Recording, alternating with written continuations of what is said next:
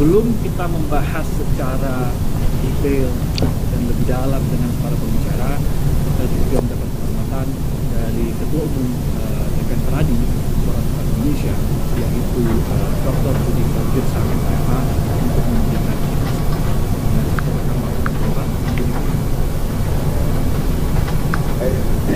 terima kasih Saudara Datuk Muncang, kepada yang terhormat Bapak Profesor Dr. Edward Omar Syarif Harris, SMM, Wamen Hukum dan HAM. Beliau ini juga sebagai penasehat dari Pradi Said. Jadi kita bersyukur kepada Yang Maha Kuasa. Sebelum beliau ini menjadi Wakil Menteri Hukum dan HAM, kita memang sudah mendaulat beliau sebagai penasihat kita. Jadi beliau bukan menjadi penasihat setelah Wakil Menteri Hukum dan HAM. Beliau ini sudah lama dikenal Pradisai, demikian juga teman-teman yang ada di Pradisai. Sekali lagi selamat kepada Profesor Edi, biasanya kita panggil Profesor Edi, atas jabatan yang diemban. Dan sekarang ini tugas beliau sangat berat, termasuk untuk bagaimana menggolkan KUHP dan bersiap-siap juga menggolkan KUHP. Demikian juga kepada Bung Arteri Dahlan, ya, ST, SHMH, anggota DPR Komisi 3, sebelumnya berprofesi sebagai advokat dan sebetulnya anggota DPR adalah hobi beliau. Jadi beliau juga ikut bertanggung jawab nantinya membahas RUU KUHP ini, khususnya pasal 282, karena beliau kan tidak selamanya ada di DPR. Demikian juga kepada para senior advokat, pengurus DPN Pradi, pengurus cabang, para advokat, dan para undangan serta webinar. Khusus kita ucapkan terima kasih kepada penyelenggara seminar ini, yaitu Edi Asia, kemudian rekan Waketum Pradi Swan Halil, membawahi atau membina bidang pendidikan berkelanjutan, kemudian rekan Ketua Komite Pendidikan Berkelanjutan Safitri, dan para wakil Ketua Bidang Pendidikan Berkelanjutan. Kemudian juga kepada tim atau boleh saya sebut Satgas Pradi, Suara Advokat Indonesia, pengkaji pembahas RUU KUHP, RUU KUHP. Yang pertama Batra MZ, kemudian saat ini sebagai moderator Andi Simangunsen, kemudian Mangarana Sirait, kemudian Subagio, kemudian Henry Siahaan. Rekan-rekanku sekalian, bahwa seminar ini adalah yang digagas oleh rekan-rekan yang saya sebut pengkaji atau pembahas rancangan undang-undang, khususnya KUHP dan KUHP. Ya. Nah, di mana dan apa yang terjadi di dalam RUU KUHP dan KUHP ini? Rekan-rekan, ada hal yang khusus, ya, yang menjadi satu kajian dari rekan-rekan pembahas, di mana setelah menelisik kemudian riset apa yang menjadi alasan bahwa terbentuknya atau pengajuan KUHP ini, ada hal yang perlu dicermati dan kemudian dipertanyakan, ya, apa menjadi dasar, ya, apa yang menjadi dasar khususnya pembahasan pasal-pasal yang nantinya dibahas secara khusus. Ada 6 pasal yang kita sudah siapkan untuk dibahas pada hari ini. Kemudian saya secara khusus juga mencermati bahwa setelah ditelisik dan kemudian direcek, khusus pencantuman pasal 282 yang sangat menarik perhatian kepada para advokat, ternyata sepanjang research yang dilakukan tim,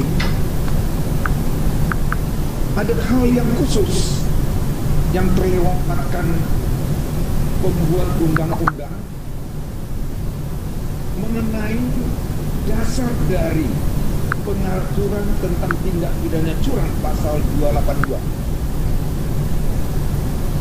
Tim dari Peradi melakukan research, ternyata tidak satu pun buku maupun jurnal yang dijadikan dasar dan argumentasi mengapa harus dipidana. Ini belum terjawab. Dengan demikian, pengaturan norma tindak pidana perbuatan curang pada advokat di sisi lain dinyatakan di dalam kajian akademisnya, dalam metode penelitian dikatakan bahwa naskah akademis disebut didasarkan kepada juridis normatif dengan library research. Nah, ini belum terjawab. Apa sih alasannya perkataan curang ditolakkan kepada advokat? Nah, ini juga menjadi masukan kepada pembahas undang-undang di DPR, rekan Dahlan, Anteri Dahlan juga nanti bisa mempertanyakan ini. Nah, dan ini menjadi pertanyaan yang sangat mendasar. Ada apa sih? Mengapa sih tim penyusun RUU KUHP membuat titel perbuatan curang hanya untuk advokat? Ya, malahan tim mencermati apakah memang penyusunan RUU KUHP ini kepada yang menyusunnya tidak berkenan kepada profesi advokat. Ini menjadi pertanyaan. Kemudian saya juga secara khusus dengan teman-teman juga mencermati bahwa kalau kita cermati pasal 282 KUHP ini terjadi duplikasi pengaturan curang atau bentrok. Itu juga ada diatur dan tidak perlu diatur lagi sebetulnya, karena perbuatan curang juga dimaknai di dalam peraturan pasal 6 ayat 2 dan pasal 12 huruf 12 di Undang-Undang tahun 99. Kemudian ya toh di sana juga diatur mengenai bagaimana perbuatan-perbuatan yang dilarang di dalam menjalankan tugas. Nah, dengan demikian sebetulnya perbuatan curang ini menjadi duplikasi. Sudah diatur di dalam ketentuan undang-undang tertentu. Demikian juga kita lihat terjadi diskriminasi subjektif profesi advokat. Dengan alasan apa? Alasannya bahwa advokat ini kan di dalam menjalankan profesinya tidak juga bisa ya terpisah dengan penegak hukum yang lain, baik itu jaksa maupun hakim maupun juga panitia. Nah, oleh karenanya sebagaimana tadi Andi katakan, kenapa menjadi sasarannya ini hanya advokat, ya, advokat. Kemudian juga kami melihat bahwa advokat itu sudah mempunyai suatu ketentuan undang-undang nomor 18 tahun 2003. Di sana sudah ditentukan hal-hal apa yang dilarang dan hal-hal apa yang bisa dipertanggungjawabkan seorang advokat. Nah, oleh karenanya kami melihat bahwa sangat tidak rasional, ya, tidak beralasan bahwa di dalam RUKUHP ini yang disasar itu hanya advokat.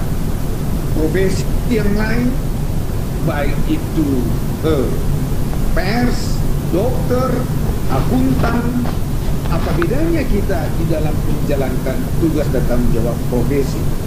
Nah, inilah nantinya yang khusus dibahas oleh dari tim Pradi. Ya, kita juga sudah siapkan dan bahasan-bahasan yang sangat-sangat akademis nanti ini bisa dibahas oleh Mangarana, kemudian juga diarahkan oleh Andi, dan harapan kita di dalam seminar ini, ya, pemikiran-pemikiran yang cerdas dilahirkan dan menjadi bahan nantinya di dalam pembahasan di DPR, dan kiranya ada arteri dahlan yang nantinya tentu kita harus memberi support supaya ada argumentasi akademis yang mendukung pembahasan ini. Sebagai anak bangsa dan profesi terdepan yang nantinya berdiri di dalam pelaksanaan undang-undang ini, kami Pradi saya siap membahasnya di DPR, dan khusus pasal 282 ini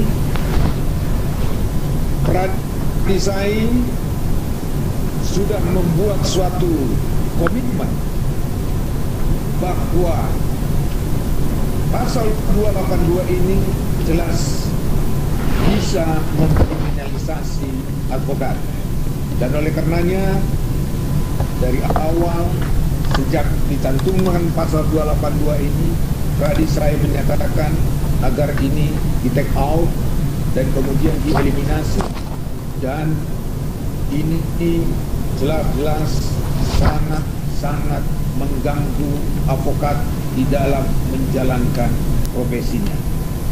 Inilah yang bisa saya sampaikan dalam kesempatan ini. Sekali lagi, akhir kata saya ucapkan selamat berseminar. Semoga bermanfaat. Secara resmi seminar ini saya buka. Wassalamualaikum warahmatullahi wabarakatuh. Shalom, Om Swastiastu, Namo Buddhaya, salam sehat. Terima kasih. Terima kasih.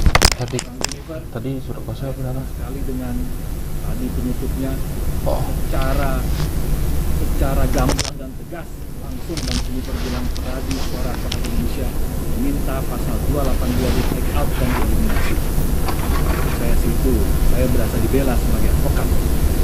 Terima kasih banyak. Tapi kita nanti akan dengar bagaimana dapat dari pandangan dari wakil pemerintah, Prof. Edi, bagaimana juga pandangan dari DPR, Bang Dahlan, bagaimana juga pandangan dari Menteri Bang Mangarana. Mudah-mudahan semua bisa mendengar apa yang disampaikan oleh para Oke, kita menyapa dulu kepada Pak Arteria Dahlan dari Komisi 3 DPR. Apakah sudah bergabung dan sudah bisa suaranya juga? Selamat siang. Selamat siang, Bang Arteria. Ini Bang Arteria ini. Siap. Nanti abang yang lapor ke Bang Arteria ini sudah malang melintang di dunia lawyer. Ya, Arteri, mantap. Sebelum DPR dia sudah memiliki kantor sendiri dari dalam lawyer. Sebelumnya juga sudah di beberapa kantor, taman, dan hari juga ada Bang ya. Baik, luar biasa. Sekarang saya mau menyapa dulu Prof. Edi, Wakil Menteri Hukum dan HAM. Apa kabar Prof. Edi? Sehat, Mas Andi sehat. Sehat Prof. Edi. Pak Jun, sehat Pak Jun. Siap. Sehat, Bro. Ini Prof. Edi ini luar biasa karena yang kita lihat selama ini sebelum menduduki sebagai Wakil Menteri Hukum dan HAM, sebagai profesor di bidang hukum gitu ya, dan sering sekali hadir menjadi saksi ahli dalam persidangan maupun dalam penyidikan. Kita lebih lihat banyak di persidangan gitu ya. Yang menariknya adalah Prof. Edi itu tidak keberatan untuk menjadi saksi ahli baik diajukan oleh pihak penuntut umum ataupun saksi ahli yang diajukan oleh pihak terdakwa. Bagi kita itu menunjukkan netralitas Prof. Edi. Terima kasih banyak buat kesediaannya menjadi pembicara di siang hari ini juga. Satu lagi kita minta Bang Mangaranap, apakah sudah hadir dan sudah bisa terhubung dengan audio dan visual? Mungkin belum, mungkin nanti. Oke, nah untuk kesempatan pertama kita berikan kepada Bang Arif dari Dahlan dari pihak DPR untuk menyampaikan paparan kurang lebih 20 menit. Bang Arif dari Dahlan, waktu dan tempat dipersilahkan. Terima kasih Pak Andi, Pak Moderator. Yang saya hormati Pak Junifer Girsang, Ketua Umum Pradi SAI. Semoga sebentar lagi tidak ada Pradi SAI, semuanya jadi satu. Yang saya hormati Pak Wakil Menteri Hukum dan HAM. Kami mendapatkan angin segar di bawah kepemimpinan Pak Wamenkumham. Proses legislasi antara DPR dan pemerintah saat ini berlangsung sangat efektif. Yang saya hormati Pak Moderator, Pak Andi, beserta teman-teman pengurus maupun advokat-advokat yang tergabung dalam Pradi SAI. Rancangan undang-undang kitab undang-undang pidana itu telah disusun selama lebih dari puluhan tahun. Telah melibatkan semua pakar, semua ahli hukum pidana yang dalam perjalanannya sudah mencapai hampir finish.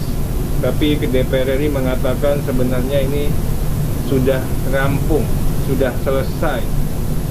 Bayangkan undang-undang yang begitu dinanti-nanti, undang-undang yang sangat fenomenal, mungkin juga revolusioner karena merubah banyak hal.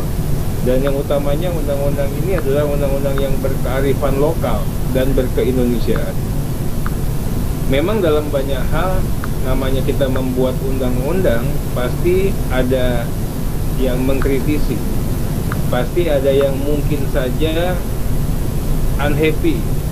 Mungkin saja memang kitanya yang keliru membentuk undang-undang. Tapi dalam konteks pembuatan dan pembentukan RKUHP ini, kami bisa memastikan mungkin inilah satu-satunya pembahasan undang-undang yang melibatkan semua pihak, yang melibatkan semua ahli. Dulu Pak Wamen aja belum jadi Wamen, itu menjadi motor dalam pembentukan RKUHP. Dan tidak ada satupun pemikiran di teman-teman fraksi di DPR RI maupun di pemerintah yang membawa kepentingannya masing-masing. Ini betul-betul undang-undang yang sangat merah putih. Walau demikian, kita tidak akan menutup mata dalam setiap pembentukan peraturan perundang-undangan. Tentunya ya perlu banyak masukan dan penyempurnaan. Apalagi undang-undang yang baik, undang-undang yang pada saat dibuatnya dianggap baik. Berseiring dengan waktu memang ada beberapa isu yang harus juga dicermati dan diperhatikan.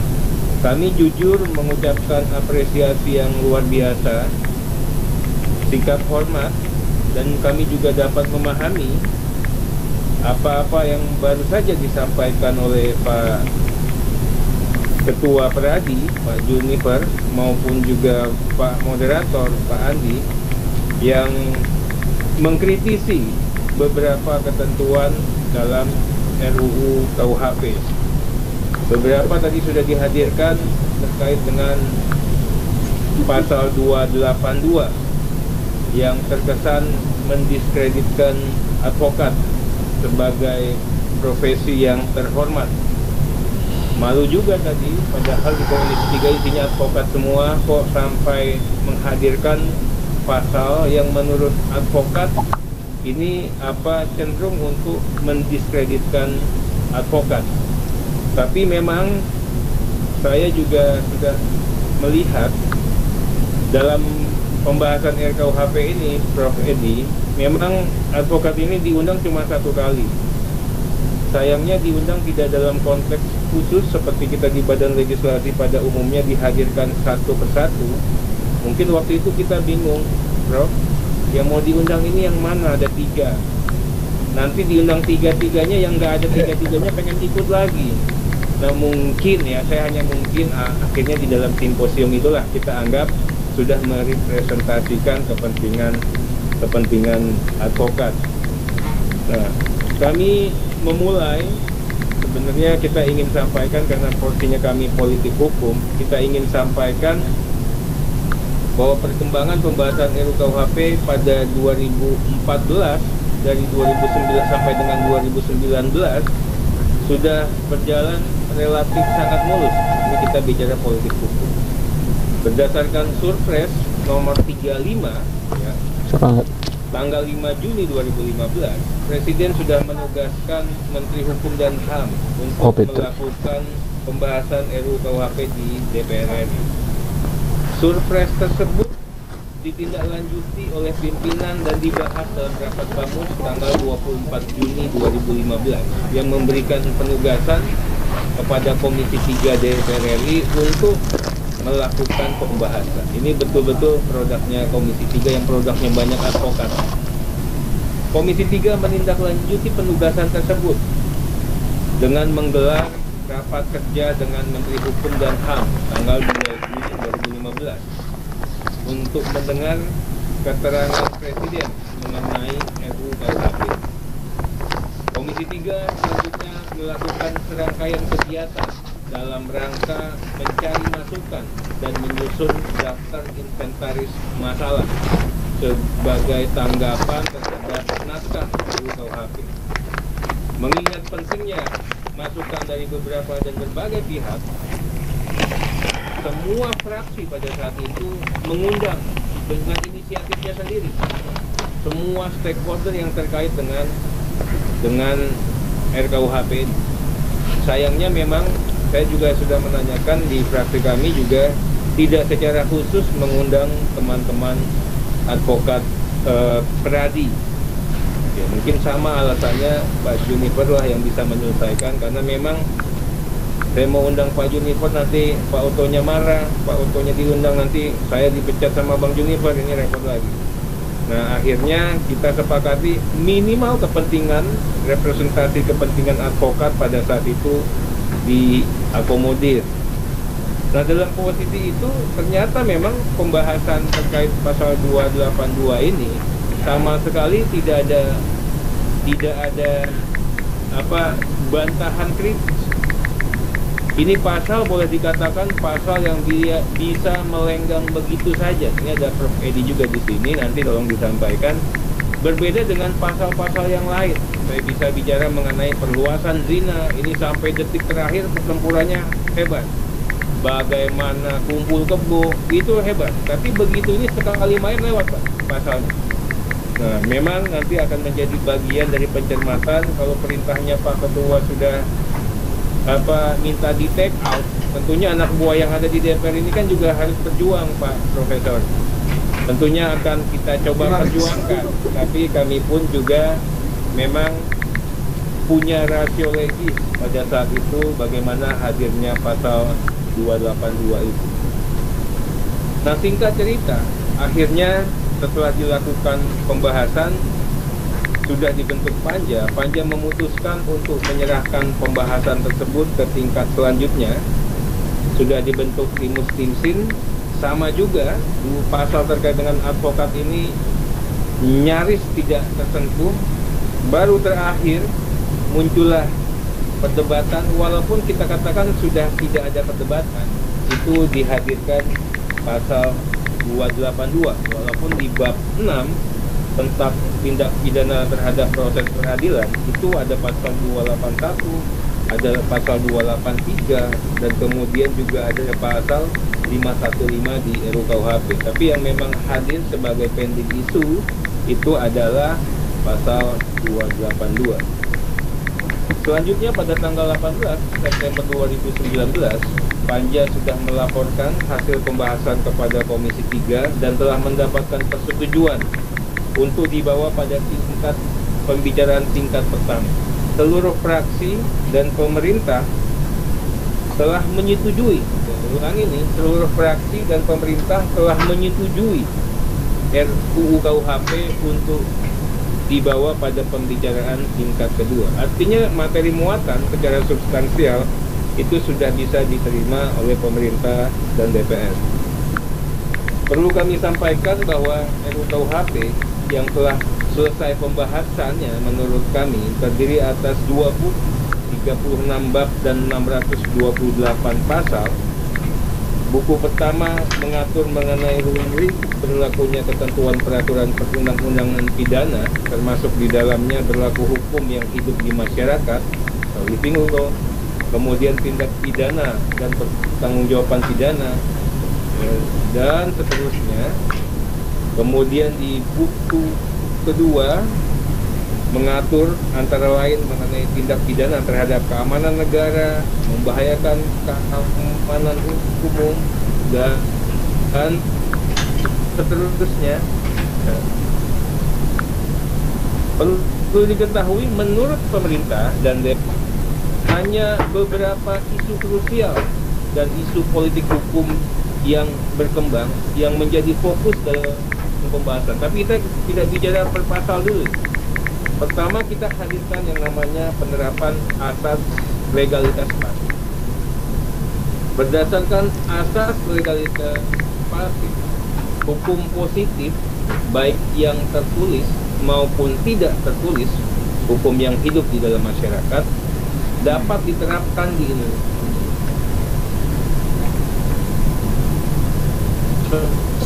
Sepanjang tidak bertentangan dengan Pancasila serta atas asas hukum pidana. Pesan barunya yang mudah-mudahan kita tidak terlalu senang dengan diksi restoratif justice, karena di penerapan asas legalitas pasif itu 100% restoratif justice itu sudah terakomodir. Ini adalah perebutan hukum yang berkearifan lokal atau berkeindonesiaan yang dihadirkan oleh putra-putri Indonesia sendiri. Kemudian yang kedua, perluasan pertanggungjawaban pidana. Dalam beberapa hal, pertanggungjawaban pidana mengalami perluasan, yaitu korporasi saat ini dapat menjadi subjek hukum pidana sehingga dapat dimintakan pertanggungjawaban hukumnya. Memang di dalam beberapa undang-undang sektoral sudah dikodifikasi atau membuat RUU KUHP dengan cara sedikit melakukan atau metode kodifikasi. Kemudian berikutnya, penerapan doktrin ultimum remedium. Di sini sistem pemidanaan diatur dan dilaksanakan berdasarkan doktrin ultimum remedium. Base-nya jelas, pemidanaan itu bukan membuat orang menderita tanpa makna, tapi lebih mengarah kepada pemasyarakatan dan pembinaan yang disempurnakan. Karena pada saat kemarin, kenapa kami katakan disempurnakan, RKUHP ini dibuat bersamaan dengan RUU pemasyarakatan, RUU. Tindak pidana anak diatur secara khusus dengan membedakan sistem pemidanaan dan tindakan dengan sistem pemidanaan untuk orang dewasa. Selain itu, jenis-jenis pemidanaan juga diperluas agar tidak berorientasi pada pidana penjara saja. Nanti kalau ahlinya itu Prof menjelaskan mengenai kenapa dibuat seperti ini, kenapa tidak melulu kita kenain hukuman tahun aja deh, tetapi bisa pakai alternatif pemidanaan seiring dengan prinsip negara hukum modern. Berikutnya memang masih dihadirkan pidana mati, tapi pidana mati dalam RKUHP ini merupakan pidana pokok alternatif, beda dengan ekonomi, dan menjadi sanksi paling akhir bagi hakim dalam penjatuhan pidana. Ini enggak satu paket, tapi memang dinyatakan secara tegas dulu, baru dikatakan kamu pidana mati, ya. Kemudian baru kita bicara dengan pemidanaan yang lain. Pidana mati harus diancamkan dengan pidana seumur hidup atau penjara paling lama 20 tahun. Selain itu juga diatur mengenai syarat-syarat atau kriteria khusus dalam penjatuhan pidana mati bagi hakim. Ini yang membedakan. Berikut mengenai rekodifikasi. RUU KUHP merupakan bagian dari rekodifikasi dan pengaturan terhadap berbagai jenis tindak pidana yang telah ada di KUHP. Existing materi muatan kita hadirkan masih mungkin berapa? 80%, tapi penyempurnaan konteks. Pengaturan dalam RUU KUHP telah menyesuaikan dengan perkembangan masyarakat modern, termasuk juga dengan prinsip negara hukum modern. Nah, berikutnya pengaturan tentang tindak pidana khusus. Dalam RUU KUHP diatur dengan kriteria-kriteria yang jelas, yang pasti untuk dapat dikategorikan sebagai tindak pidana khusus itu apa saja. Pengaturan tersebut untuk merespon perkembangan kemajuan ilmu pengetahuan dan teknologi, kemajuan teknologi komunikasi yang telah mempengaruhi perkembangan kejahatan yang lebih luas, yang lintas batas, yang terorganize. Selain beberapa materi krusial di atas, memang tidak dapat kita hindari dan mungkin juga sudah menjadi informasi di hadapan publik bahwa beberapa materi muatan menurut publik yang banyak juga katanya mengatasnamakan rakyat, ya, saya juga nggak tahu ini rakyat yang mana, soalnya rakyat itu representasinya ada di parlemen, ya. Masih ada beberapa materi muatan yang belum disepakati yang menjadi fokus dalam pembahasan yang sudah disampaikan juga oleh Pak Menteri Hukum dan HAM. Walaupun DPR mengatakan ini nggak ada masalah, semua sudah final dan semua sudah kita terima. Jadi akan lucu, sudah pembahasan tingkat pertama sudah done, sudah selesai, kemudian kok masih dibuka ruang. Kalaupun akan dibuka ruang itu hanya untuk melakukan sosialisasi, tidak untuk merubah materi muatan. Nah, melalui pembahasan yang sangat mendalam dan perdebatan yang sangat konstruktif, akhirnya Panja bersama dengan pemerintah, walaupun kita katakan sudah menyetujui, ya, kami masih memberikan waktu sehingga RUU KUHP ini belum disahkan menjadi undang-undang pada periode 2014 dan di 2019, sehingga menjadi RUU carryover untuk dibahas pada periode 2019 dan 2024. Secara politik hukum juga kita ingin sampaikan dalam periode ini Komisi 3 sangat mendukung. Bahkan berkali-kali dalam setiap rapat kerja dengan Menteri Hukum dan HAM yang kita anggap merepresentasikan pemerintah, kita ingin agar RUU KUHP ini untuk segera dilakukan pembahasan kembali, untuk segera dilakukan penyelesaian. Apapun itu, termasuk juga kalaupun memang harus kita rombak secara terbatas, karena kita kan Pak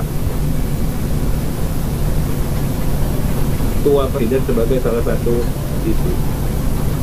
Berikutnya juga dalam kesimpulan rapat kerja Komisi 3 pada tanggal 24 sampai 25 April 2020, 1 April 2020, 22 Juni 2020, disepakati agar Komisi 3 DPR RI dan Menteri Hukum dan HAM untuk segera melakukan pembahasan RUU carryover, yaitu RUU KUHP dan RUU Pemasyarakatan. Dan pada tanggal 2 April 2020, rapat paripurna DPR RI telah menyetujui melanjutkan pembahasan RUU KUHP dan RUU tentang pemasyarakatan berdasarkan pasal 71A Undang-Undang Republik Indonesia Nomor 15 Tahun 2019 tentang perubahan atas Undang-Undang Nomor 12 Tahun 2011 tentang pembentukan peraturan perundang-undangan atau Undang-Undang P3. Dalam rapat kerja terakhir dengan Menteri Hukum dan HAM pada tanggal 17 Maret 2021, ya, Juga dalam kesimpulan rapatnya ditekankan dan ditegaskan kembali bahwa Komisi 3 DPR RI dan Menkumham bersepakat untuk melakukan reformasi terhadap sistem peradilan pidana terpadu melalui fungsi legislasi dengan memprioritaskan kembali penyelesaian rancangan undang-undang tentang KUHP dan RUU tentang pemasyarakatan. Jadi apa yang mau disampaikan dan sudah disampaikan oleh keluarga kami, teman-teman dari PRA itu tidak menutup ruang untuk kita lakukan penyempurnaan kembali, tapi izinkan kita juga ingin menyampaikan ada beberapa hal yang dianggap menjadi pending isu ini sebagai berikut. Pertama, pasal 218 tentang penyerangan harkat dan martabat presiden dan wakil presiden. Tentunya DPR punya rasio legis dan jawab pasti. Begitu juga pasal 252 terkait dengan masalah santet. 276 dokter atau dokter gigi yang tidak punya izin praktek. Ini di 281 masuk teman-teman peradi. Ketentuan pasal 281 kita address sebagai salah satu isu yang dipermasalahkan terkait dengan penjelasan pasal 281 huruf C. Yang dimaksud dengan proses persidangan adalah yang bersifat tertutup atau yang hakim telah memerintahkan untuk tidak diperbolehkan untuk dipublikasi. Nah, ini semua ini merupakan reformulasi. Reformulasi ini ditujukan untuk mencegah dilakukannya live streaming atau siaran langsung pada saat sidang di pengadilan itu diselenggarakan. Tujuannya tidak ada yang lain, untuk ketertiban umum, untuk objektivitas, dan untuk menghindari opini publik yang hadir terlebih dahulu sebelum proses persidangan atau pengadilan ini selesai atau dapat nantinya bisa mempengaruhi putusan hakim. Ini tujuan atau awal pada saat pembentukan materi muatan. Yang kedua, ini juga ditujukan untuk mencegah para saksi yang belum didengar keterangannya mengetahui keterangan yang telah disampaikan oleh saksi-saksi sebelumnya. Makanya kita hadirkan seperti itu. Nah, ketentuan ini memang begitu kita buat materi muatan ini dinormakan, langsung berhadapan-hadapan dengan kepentingan teman-teman media. Ketentuan ini sama sekali tidak mengurangi kebebasan wartawan untuk menulis dan telah mempublikasikan berita setelah sidang pengadilan selesai diselenggarakan. Selesai nggak apa-apa. Nah, sebagai contoh makanya ya saat ini tetap aja ya, walaupun sidangnya kita lakukan secara virtual, dalam banyak hal kita pun ditanyakan boleh nggak, kan terbuka untuk umum, bisa dapat lainnya tidak. Nah, akhirnya dilakukan komprominya adalah terbuka untuk umum itu akhirnya silakan hadir tetap ke persidangan, namun nontonnya dari televisi di lobi ruang pengadilan. Inilah terbuka untuk umumnya zaman sekarang. Jadi tetap wartawan, media itu bisa diberikan kesempatan begitu hebatnya dan begitu luasnya tanpa mendistorsi ataupun menegasikan kepentingan jurnalis. Nah, berikutnya tadi bahannya, cuman mungkin waktu kita. Oke, silakan. Sangat menarik, tapi silakan Bang Arteria 2-3 menit. Oke, saya coba ini lagi di pasal 282. Memang tadi sudah dibahas sama Pak Ketua Umum sama Pak Moderator Pak Andi ya. Ketentuan ini saya juga bingung pada saat kita membahas, kok tiba-tiba pasal ini melaju begitu saja tanpa perdebatan. Tapi saya juga ingin menginformasikan ya, hadirnya pasal 282 ini ya, kalau dikatakan sebagai perbuatan curang, memang kan nggak tepat. Yang namanya advokat itu dibayar dan tidak dibayar, profesinya mendudukkan dan meletakkan hukum secara proporsional. Kok tiba-tiba dikasih kalimat dibayar dan tidak dibayar? Kami juga baru sadar ini. Ya, harusnya yang seperti ini mungkin diberikan redaksi yang lain. Pada 282A, nah ini kan 282A ini tegas tentang materi muatannya terkait dengan perbuatan curang, istilahnya advokat dua kaki, advokat yang main belakang atau kompromi. waktu kita membahas 282 ini tidak ada pembahasan lebih lanjut, Pak Andi, Pak Juniper. Kemudian bahkan teman-teman mungkin di pihak pemerintah ini penjelasannya disesuaikan dengan spirit daripada undang-undang advokat. Kemudian pengaturan tersebut tidak menghalang-halangi penyidikan dan proses peradilan. Kemudian kita ke poin B-nya, mempengaruhi panitera pengganti jurusita dan seterusnya. Kalimatnya ini dengan atau tanpa imbalan. Mungkin kalau kita bisa sepakati Pak Wamen, mungkin kita tambahkan ini dengan atau tanpa imbalannya hilang lah ini. Advokat ini dengan atau tanpa imbalan tidak dibayar pun advokat bekerja. Tapi mungkin seperti kalimat-kalimat di Undang-Undang Tipikor, mungkin seperti mempengaruhi panitera bla bla bla bla ya. Batasannya adalah yang sehingga yang bersangkutan melakukan perbuatan yang bertentangan dengan kewajiban hukum. Tapi batasannya begitu, kalau bisa memang di ini. Saya juga sudah mencermati namanya Pak Juniper ini kan nggak boleh ditolak perintahnya Pak.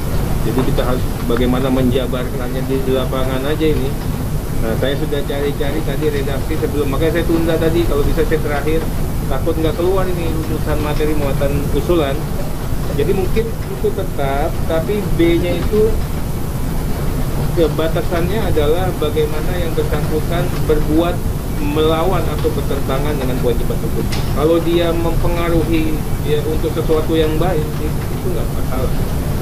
Tapi tatkala mempengaruhi untuk melakukan perbuatan yang bertentangan dengan kewajiban hukumnya, harusnya perkara itu ya Pak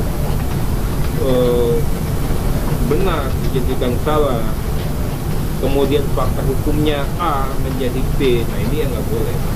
Nah mungkin materi muatannya kita, tapi kalau mungkin akan di drop, saya pikir nanti ini akan menjadi pertimbangan baru, karena nanti kita akan melakukan pertanggungjawaban dan memberikan penjelasan kepada publik secara lebih luar biasa lagi dengan yang existing saja. Sampai sekarang sosialisasi, saya nggak tahu nih Pak Wamen ini udah mondar mandir keliling Indonesia.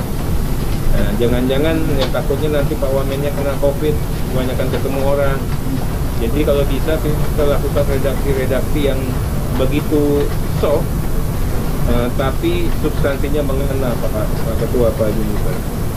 Nah, kemudian kenapa 282B ini hadir, itu juga disesuaikan dengan RUU Contempt of Court yang sampai saat ini saya juga nggak tahu ini versi mana yang itu untuk undangan acara nikah Piki yang dari keluarga kita dari Depok. Tolong bikinin daftarnya, aku mau copy paste kirim ke grupnya Pak Edi Busri biar Piki bikinin undangannya gitu. Jadi organisasi advokat tidak ribut-ribut lagi untuk memberikan sanksi. Nanti disanksi sama Pak Juniper, pindah dia ke Pak Otto, sanksi Pak Otto pindah lagi ke Pak Luhut. Nah, dikasih sanksi pakai hukum negara saja. Jadi nggak bisa pindah-pindah. Mungkin alasannya pada saat itu begitu. Tapi kalau kita lihat kemarin juga begitu, untuk mempermudah dan membantu organisasi profesi advokat sendiri. Ditambah lagi dengan permintaan daripada profesi hakim melalui organisasi hakim. Mungkin itu saja ya, memang agak panjang yang harus disampaikan karena ceritanya pastinya seru Pak Andi. Mudah-mudahan ini bisa informatif, memberikan gambaran.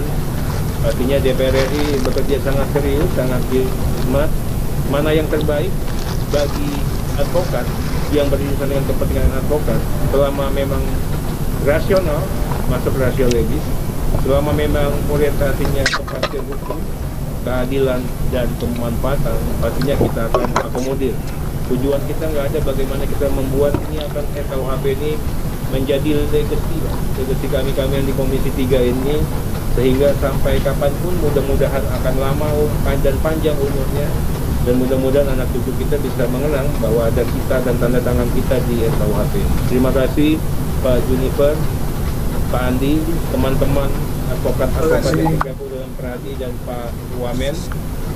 Kalau ada yang salah mohon dikoreksi, tapi mudah-mudahan kami juga butuh masukan dan dukungan dari teman-teman untuk bagaimana RKUHP ini bisa hadir dalam kondisi yang terbaiknya.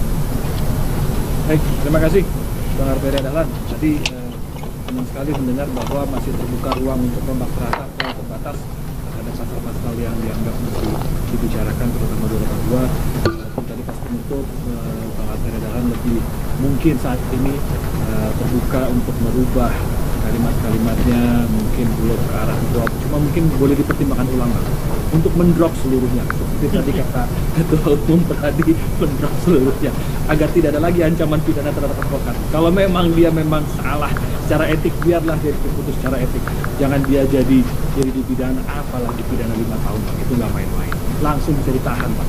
Baik, ini kita sekarang lanjut kepada Prof. Edi selaku Wakil Menteri Hukum dan HAM. Terima kasih Prof kesabarannya untuk mengikuti acara. Kita persilakan waktu dan tempat, Prof. Edi.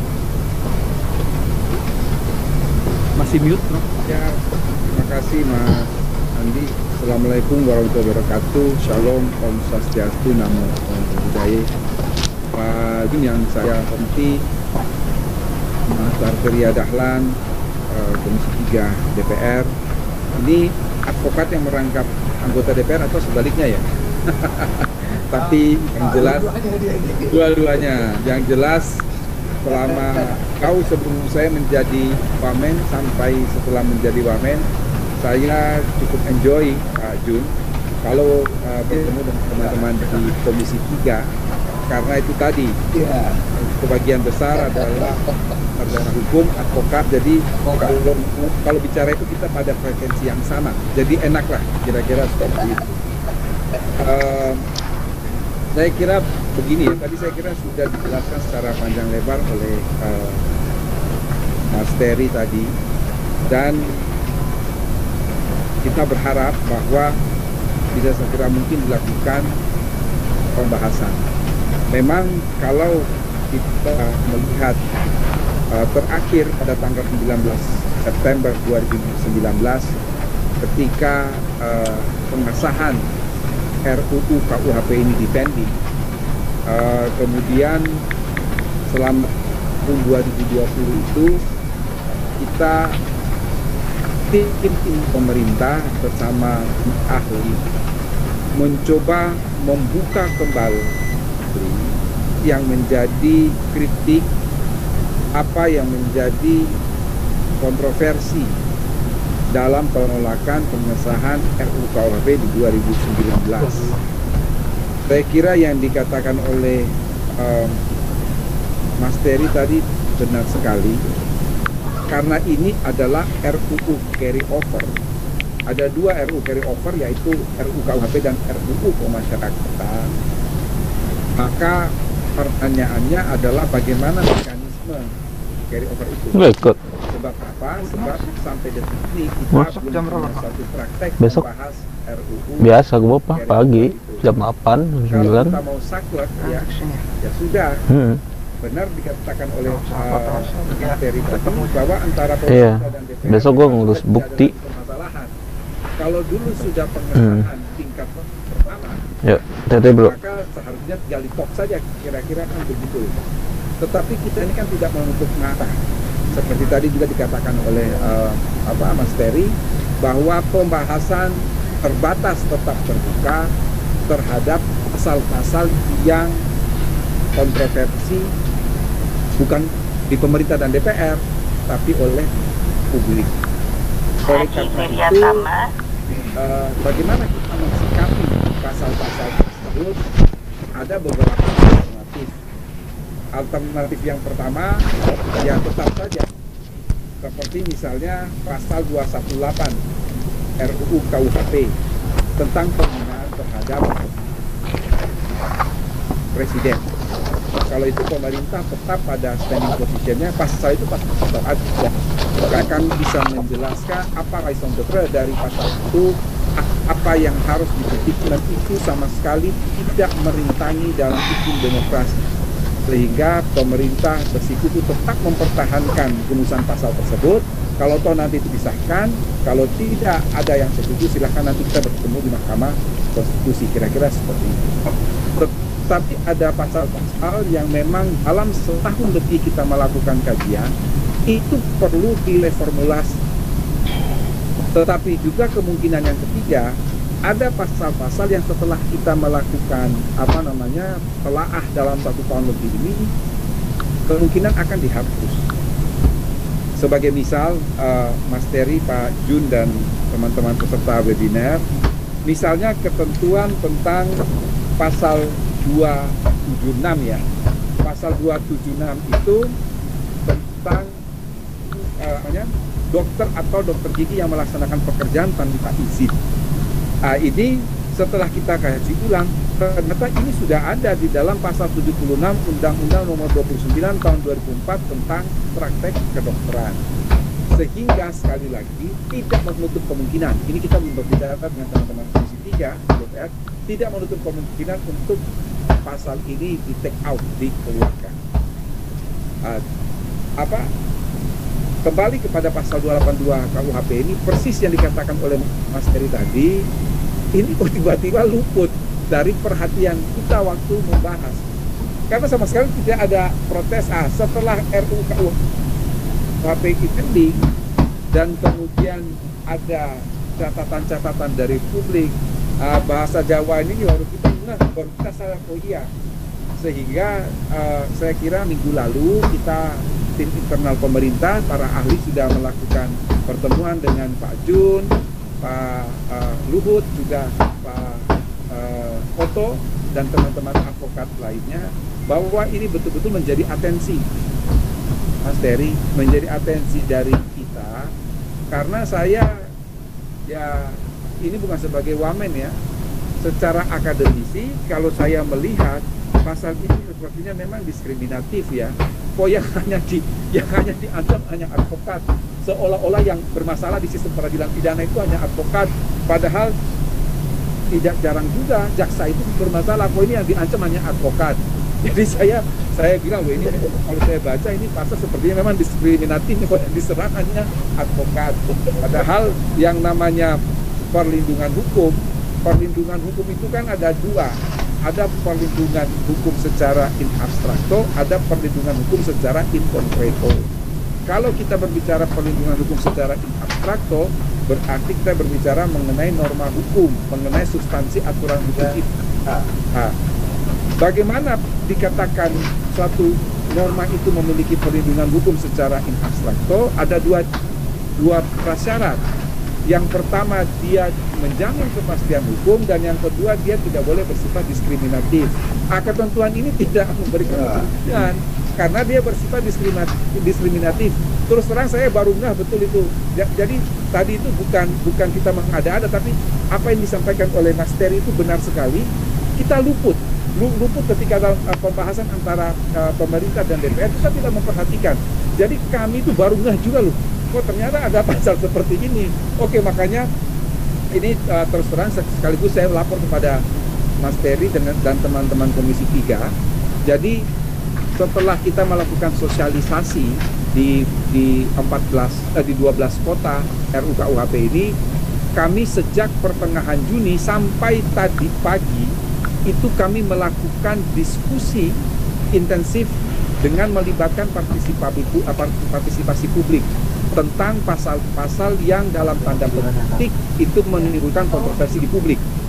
Sekali lagi, dia tidak menimbulkan kontroversi antara pemerintah dan DPR. Pemerintah dan DPR sudah selesai, tapi kita kan tidak boleh menutup mata terhadap partisipasi publik dalam penyusunan undang-undang. Kita sudah hampir 2 bulan yang lalu kita berbicara dengan teman-teman LSM yang concern terhadap disabilitas, sehingga memang kita melakukan reformulasi ya terhadap beberapa kalimat di dalam RUU tersebut. Kemudian juga mengenai pasal yang berkaitan dengan penodaan agama.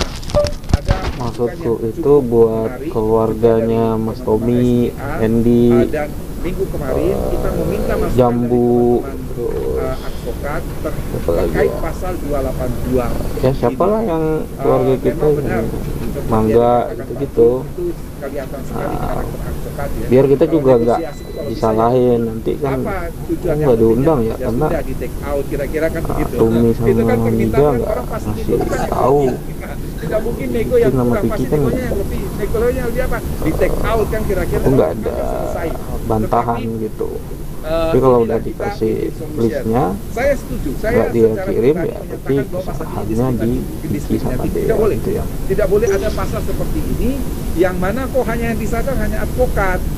Seakan-akan yang bermasalah di pengadilan itu hanya advokat, padahal kan tidak. Kita tahu juga, ya mohon maaf ini yang banyak tertangkap tangan sebetulnya kalau dihitung itu bukan advokat tuh, justru hakim yang banyak tertangkap tangan itu. Nah, kan kira-kira kan begitu. Jadi mengapa ini kalau saya secara pribadi memang ini diskriminatif, sehingga saya terus terang Pak Jun kemarin setelah kita bertemu secara Zoom dengan teman-teman Pak Jun, Pak Luhut, kemudian Pak Oto dan teman-teman advokat lainnya, memang kita sudah sepakat untuk pasal ini memang harus direformulasi. Paling tidak, ini sekali lagi, paling tidak adalah harus netral.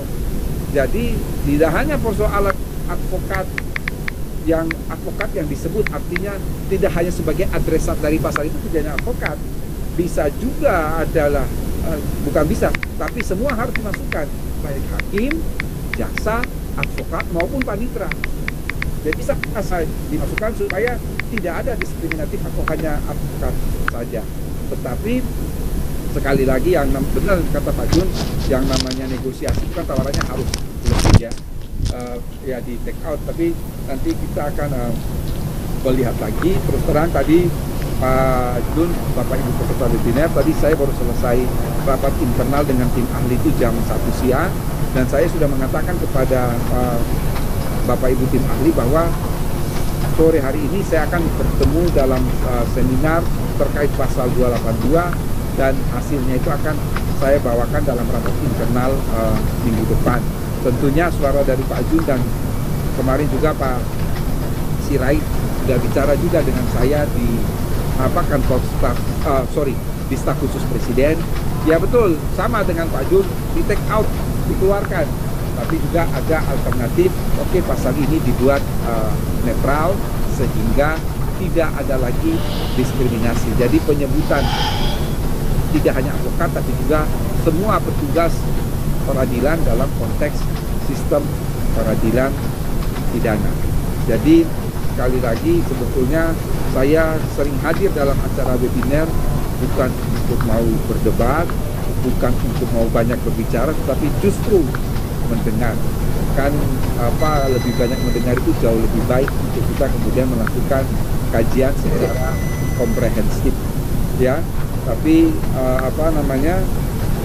dalam posisi saya secara pribadi, saya sendiri memang menganggap pasal ini diskriminatif. Kok tiba-tiba ada advokat curang yang masuk di dalam terminologi. Tetapi tadi dikatakan oleh Mas Terry juga, memang kalimat dengan atau tanpa imbalan itu memang akan dihapus itu. Cuma nanti kita melihat formulasi supaya dia tidak terlihat diskriminatif. Saya kira karena ini topiknya hanya persoalan advokat, maka saya tidak akan menyinggung pasal-pasal yang lain yang masih menimbulkan kontroversi di publik. Jadi sekali lagi, kurang dan lebihnya saya mohon maaf. Billahi taufiq wal hidayah. Wassalamualaikum warahmatullahi wabarakatuh. Om Santi Santi Santi Om, Namo Buddhaya, Shalom, salam kebajikan untuk kita semua. Saya kembalikan kepada Mas Andi. Terima kasih Prof. Edi. Ini angin segar lagi, udah 2 kali kita dapat angin segar dari DPR dan dari pemerintah.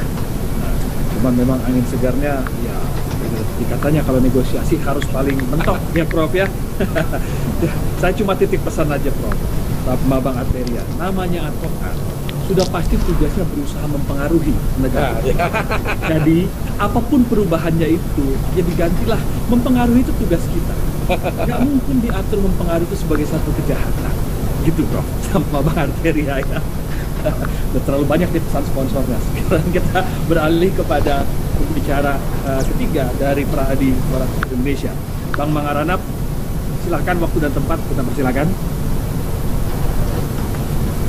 Oke, terima kasih Bang Andi atas kesempatan yang diberikan. Saya akan coba share screen.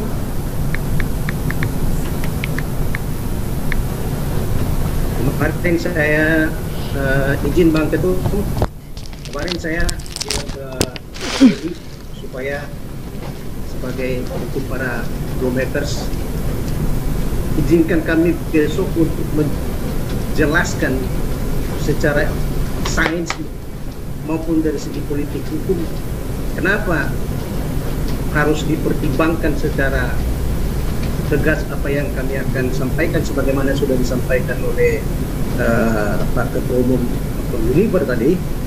Maka izinkan kami untuk menyampaikan presentasi ini. Assalamualaikum warahmatullahi wabarakatuh. Salam sejahtera, Om Swastiastu, Namo Buddhaya. Salam kebajikan bagi kita semua. Bahwa ada satu hal yang tidak terpikirkan oleh para pembuat hukum, yaitu dari pemerintah maupun legislatif DPR, bahwa benang merah adanya KUHP Indonesia dan rencana RKUHP yang ada sekarang. Di situ ada tangan-tangan advokat mula-mula yang berperan pada masa-masa pencerahan di abad 11-12. Inilah kemudian advokat-advokat mula-mula ini, yaitu para juris yang terdiri daripada hakim-hakim profesional, penasihat hukum, dan juga pengacara-pengacara profesional yang pertama mensistematisasi hukum Romawi, sehingga kemudian muncul dalam bentuk kodifikasi hukum Napoleon yang karena Prancis menjajah Belanda dan Belanda membawa ke Indonesia dan sekarang berlaku sudah hampir 80 tahun KUHP. Jadi benang merah daripada pembuatan KUHP sejak awal sampai dengan sekarang ini itu terlihat jelas partisipasi daripada advokat secara historis ada terlibat dalam pembentukan hukum, di mana dalam satu acara di MK dulu Prof. Edi bilang bahwa hukum itu harus seterang matahari. Jadi terangnya hukum yang ada di Indonesia ini sejak dari masa Aguero itu tidak terlepas dari tangan advokat. Karenanya tidak mungkin secara historis advokat juga berjasa bukan hanya pembentukan hukum di Indonesia tapi bahkan di dunia. Tapi finalnya malah dipidana atas delik yang merupakan bagian dari korupsi. Karena itu sekarang saya mau menyampaikan sebenarnya barang apa sih advokat ini, dari mana dia datang dan hendak kemana dia pergi. Itu secara filosofis, yaitu dari segi ontologinya, epistemologi maupun aksiologi. Karena kalau kita lihat bahwa hukum Belanda sendiri tidak terlalu banyak memberikan kontribusi terhadap perkembangan hukum Indonesia. Itu semua lahir dari kode Napoleon yang dibawa ke Belanda dan dari Belanda ke Indonesia, dan juga akhirnya sekarang berdasarkan undang-undang tahun 1946 kita jadikan menjadi KUHP. Karena itu kami dari tim Pradi menemukan bahwa ada hal-hal yang tidak bersifat saintis, tidak memenuhi ilmu politik hukum, artinya pembentukan membuat kebijakan yang baik dan benar, dan bagaimana nanti itu akan dilaksanakan. Itu penemuan kami dalam pasal 281 ini. Kenapa tadi Bang Ketua Umum bilang ini harus di-drop? Kami tidak mau berbicara seperti orang yang menyampaikan bahwa ini tendensius, ini prejudice, tapi tanpa argumentasi dan dalil yang ilmiah. Untuk itu kami berharap artinya benar-benar kajian kami ini bisa diterima, karena yang paling berpotensi yang sudden death dalam pembentukan undang-undangan ini terhadap profesi adalah terhadap profesi advokat. Nah, alasan-alasan apa yang membuat harus di-drop ini? Pasal 281 ada pun kami menemukan di situ ada kekeliruan dalam berlogika hukum, ada kerancuan relevansi atau apa yang disebut dengan irrelevant conclusion atau konklusi yang tidak relatif yang dibuat dalam pasal 281 dan pasal 282 berbentuk kekeliruan atau fallacy in legal reasoning dalam bentuk ignoratio elensi. Apa itu ignoratio elensi? Itu terjadi jika dibuat, jadi disimpulkan dulu bahwa harus dipidananya korban, baru dicari dasar-dasar pembenarnya. Jadi kesimpulannya dibuat dulu, baru dibuat alasan pembenar. Dan itu tidak dibenarkan dalam politik hukum pembentukan peraturan perundang-undangan yang baik, maupun terlebih dalam penegakannya nanti pasti ada permasalahan. Sebab delik contempt of the court ini ada delik yang ahistorikal seperti saya sudah sampaikan di awal tadi, bahwa ada benang merah perjalanan daripada tangan-tangan daripada juris mula-mula di mana ada yang advokat, para hakim maupun penasihat hukum. Dan kami juga menemukan seperti sudah disampaikan oleh Bang Ketua Umum tadi bahwa ada library research yang tidak holistik yang dilakukan dalam yang menjadi fondasi RUU KUHP ini. RUU KUHP-nya sangat ringkih. Akibatnya nanti pasal 281 ini tendensi secara fallacy mendegradasi profesi advokat yang dari sononya secara sejarah sudah disebut profesi mulia, sehingga nanti kualifikasinya hanya setingkat menjadi paralegal. Ini memasung dan memberangus advokat agar invalid dalam penegakan, agar tidak berfungsi. Ini suatu sistem. Jadi delik ini dibuat tanpa mengenal barang apa sih advokat itu, terbuat dari apa sih advokat itu. Kenapa dia disebut profesi mulia? Padahal pada zaman dulu, pada ancient rezim Romawi, pada saat azas legalitas belum dikenal, maka selalu ada disebut dengan kejahatan yang disebut dalam undang-undang atau kriminal extraordinaria. Dan itu kita bisa lihat di naskah akademis halaman 13, ditulis di situ ada kriminal extraordinaria, tapi hanya diambil dalam versi pemerintah. Padahal aslinya kriminal extraordinaria ini adalah pasal karet zaman dulu yang isinya tidak jelas, dan apa saja yang dibuat di situ seperti perbuatan jahat, bejana, hinanya, atau yang dikenal dengan kriminal secara. Pasal inilah yang membuat raja bisa berbuat kekuatan absolut pada masa dulu itu bisa sesuka-sukanya terhadap masyarakat.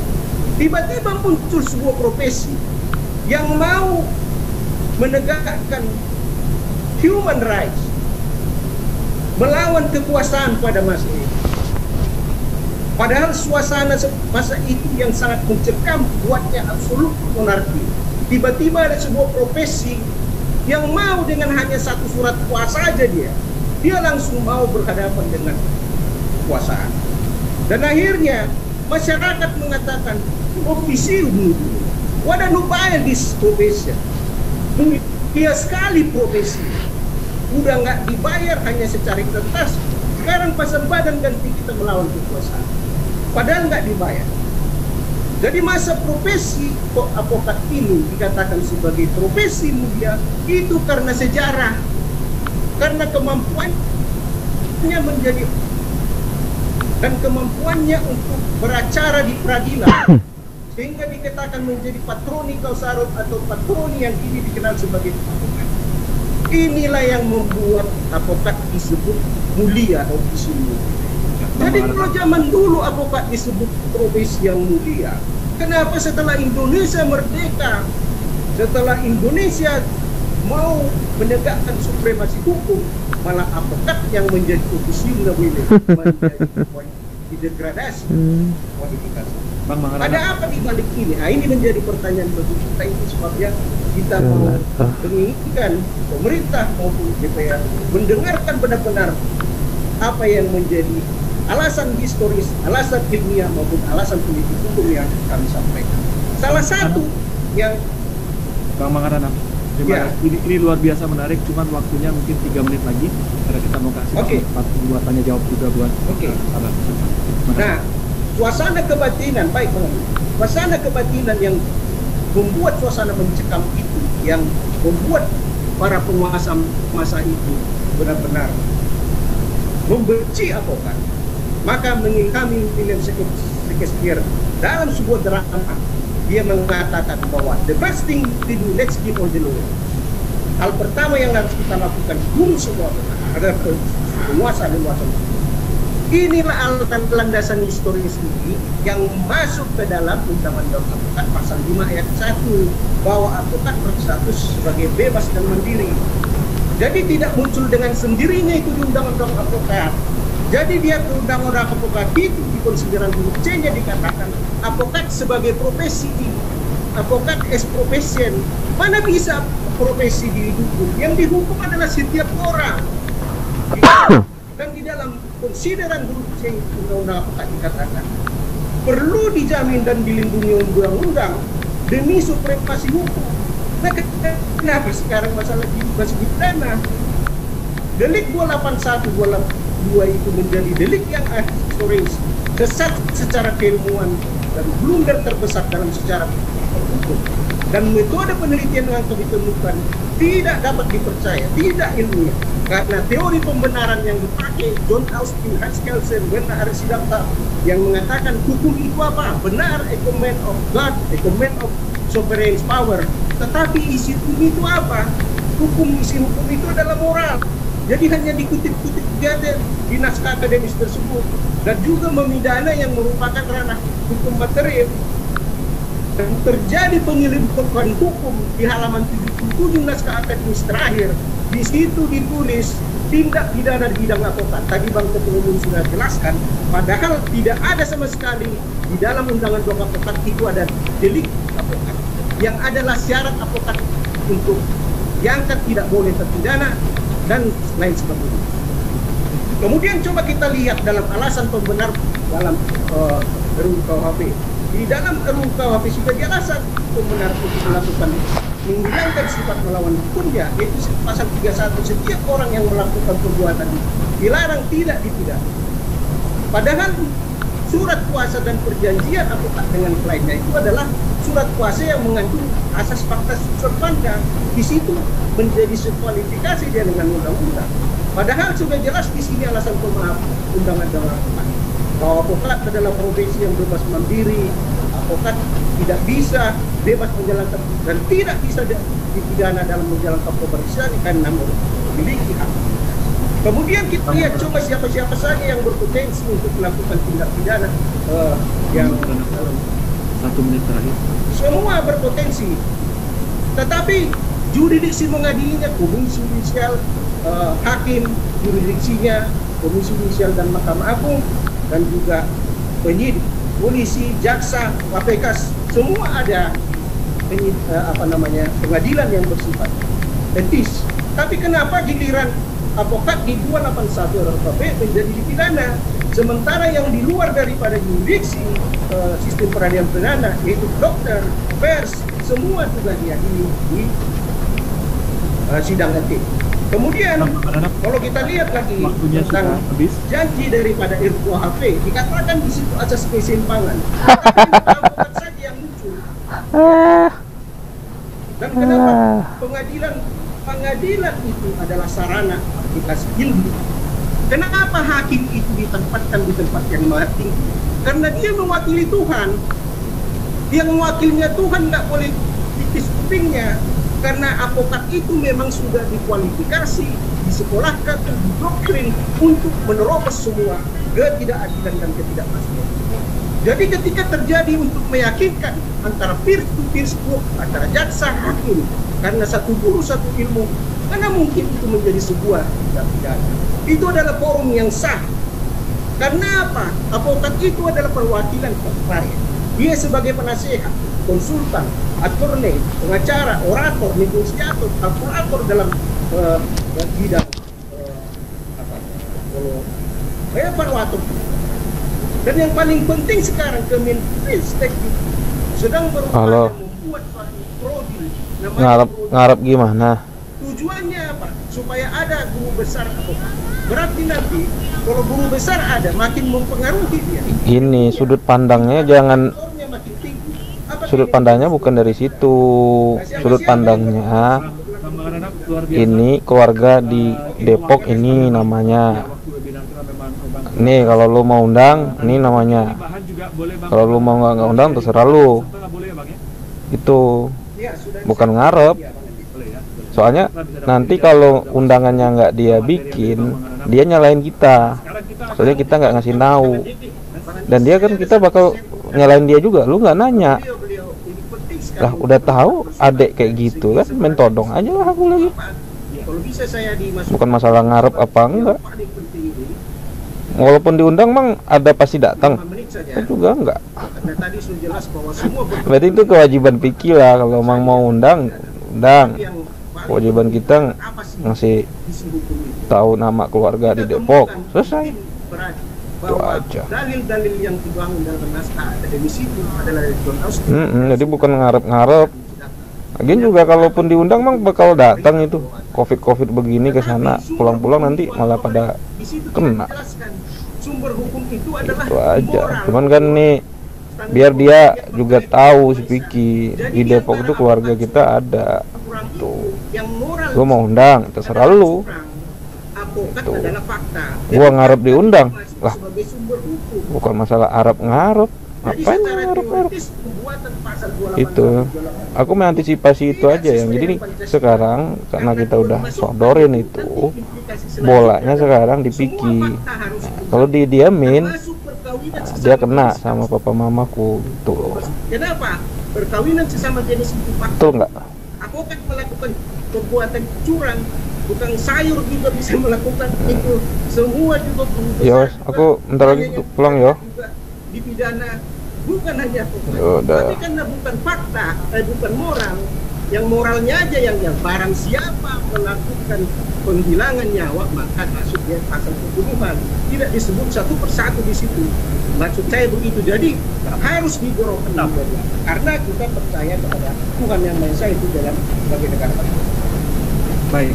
Itu Bang Andi. Bang Manarap. Terima kasih banyak paparannya luar biasa.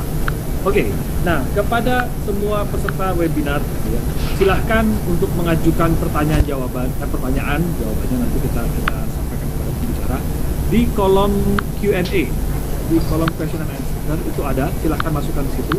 Nah ini udah ada beberapa yang nanya, kita akan mulai beberapa pertanyaan kita sampaikan ya. Saya coba lihat ini ada dari Chandra Sinambela. Selamat siang, izin bertanya. Bagaimana dengan ketentuan pasal 16 Undang-Undang Nomor 18 Undang-Undang Advokat yang menyatakan bahwa advokat tidak dapat dituntut dalam menjalankan tugas profesinya untuk kepentingan pembelaan kliennya sehubungan dengan pasal-pasal RUU KUHP terkait advokat.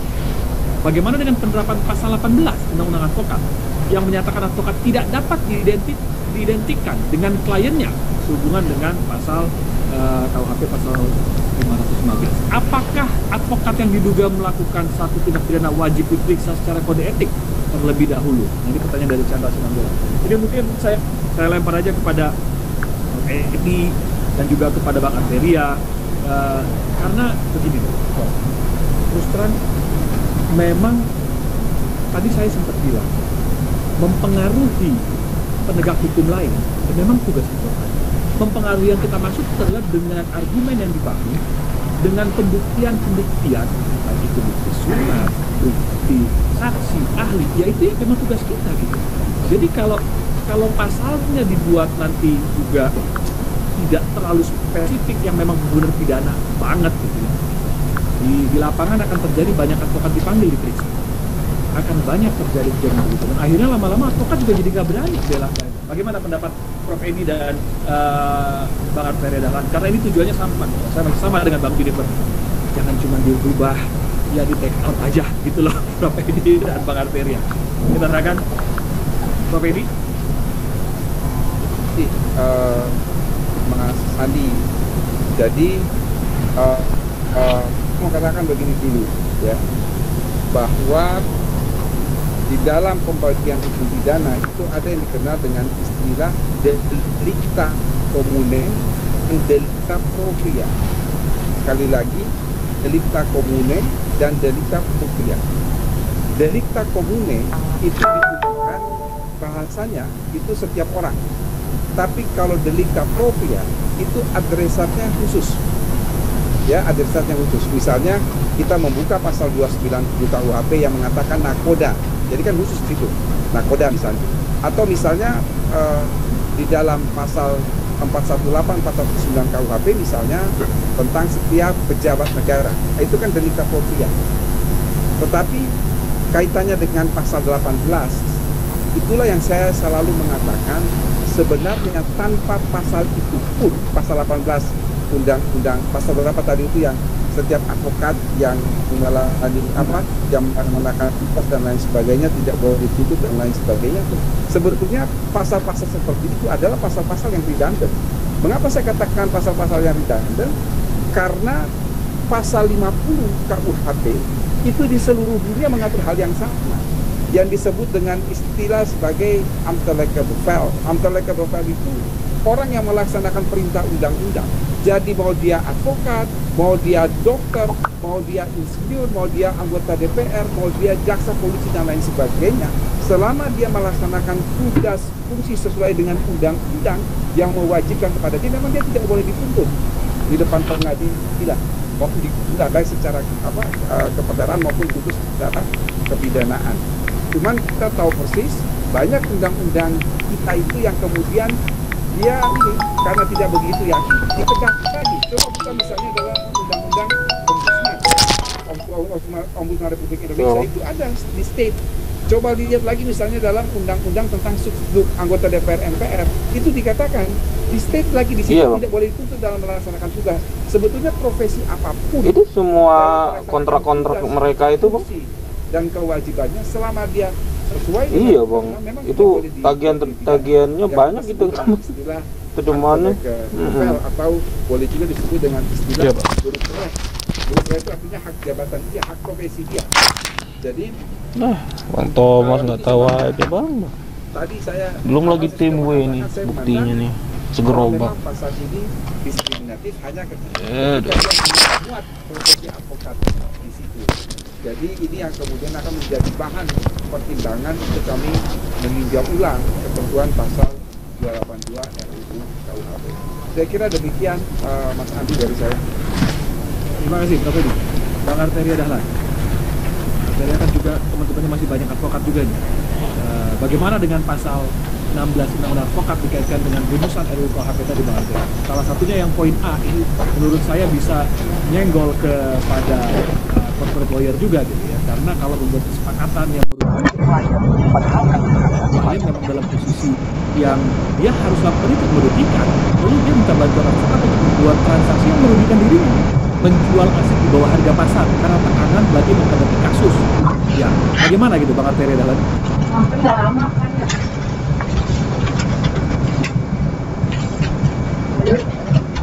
Lagi mute, masih mute Bang Arteria. Sudah terdengar? Sudah. Nah, kalau analogi yang dihadirkan oleh Pak Andi, ya bagaimana kalau nanti si kliennya malah menyepakati agar dijual under value, itu kan kesepakatan sudah ada konsen daripada si klien, jadi pasal 282 huruf A itu tidak termasuk. Jadi saya ingin Pak Chandra, ketentuan pasal 16 yang mengatakan bahwa advokat tidak dapat dituntut dalam menjalankan profesinya untuk kepentingan klien, itu sama sekali tidak beririsan dengan apa yang kita bahas.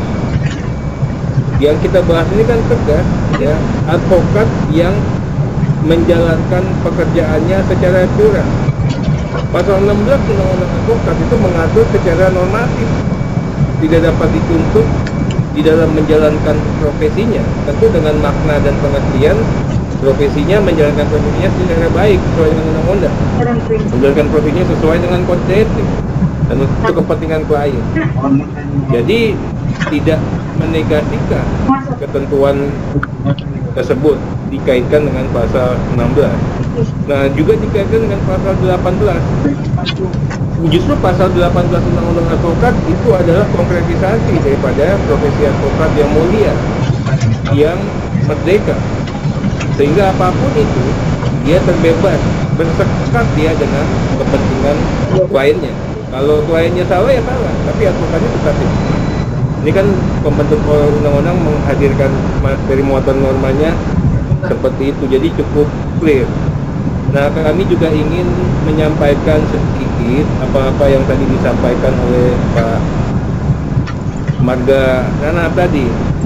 Tentunya pastinya kita kerja secara hikmat, secara serius. Tapi saya juga tadi agak kurang pas kalau dikatakan ada irrelevant conclusion, ada kesalahan atau false. Nah, bahkan bertendensi secara sesat mendegradasi profesi advokat. Kita nggak ada kepentingan sampai segitu banget untuk itu, bahkan kita sangat bangga dengan advokat-advokat. Nah, perlu kami ingin klarifikasi yang disampaikan sama Pak Magera tadi.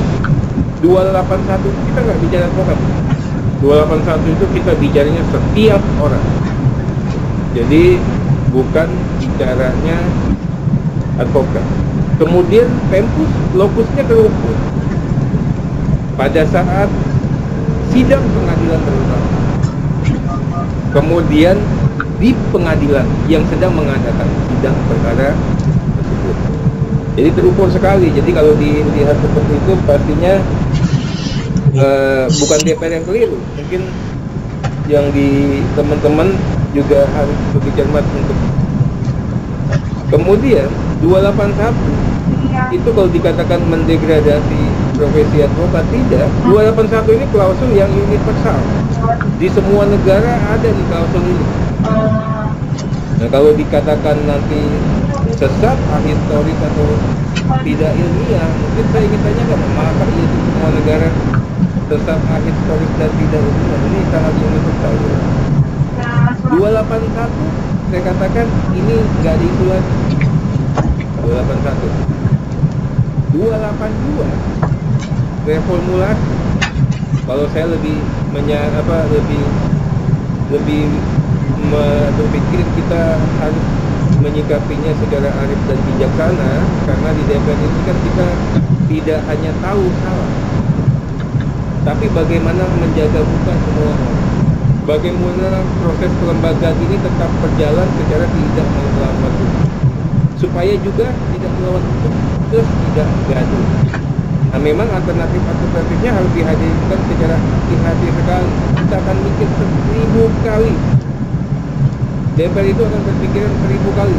Kalau Prof ini kan akademisi hebat, udahlah unhappy, silakan ada kanal ke Mahkamah Konstitusi. Di DPR ini kalau bisa semua yang kita buat ini jangan di-challenge di MK. Tapi kan nggak bisa juga. Tapi kita tuh setiap buat undang-undang begitu. Cek lagi, apakah ada putusan MK nggak di situ? Cek lagi, bagaimana di negara ini kita hadirkan tuh. Kita meminimais betul setiap norma itu di-challenge di Constitutional Court. Tapi apa boleh buat, bukan hak warga negara.